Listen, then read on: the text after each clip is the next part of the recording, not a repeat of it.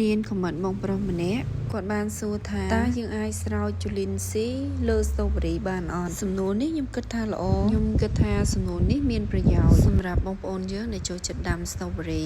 ចឹងហើយខ្ញុំគិតថាគួរតែចេញវីដេអូប្រាប់បងប្អូនទាំងអស់គ្នាឲ្យបានដឹងច្បាស់ពីជីដែលគួរដាក់ស្ទ្រូប៊េរីដំណាំស្ទ្រូប៊េរីវាត្រូវការជីដើម្បីវាឲ្យផ្លែផ្កាមកយើងដូច្នេះហើយជាធម្មតាយើងដាក់ជី2ដងក្នុងមួយខែជីនេះដែរគឺបែងចែករវាងជីទឹកនិងជីគោកជីគោកគឺយើងប្រើជីឯកជីវហើយជីទឹកបងប្អូនអាចប្រើជីជូលីនស៊ីជំនួសបានឧទាហរណ៍ដូចជាថ្ងៃទី1យើងដាក់ជីទឹកហើយថ្ងៃទី15យើងដាក់ជីគោកវិញម្ដងបន្ទាប់មកថ្ងៃទី1យើងត្រូវដាក់ជីទឹកវិញនិងថ្ងៃទី15យើងដាក់ជីគោកវិញម្ដងធ្វើបែបនេះដដែលជារៀងរាល់ខែ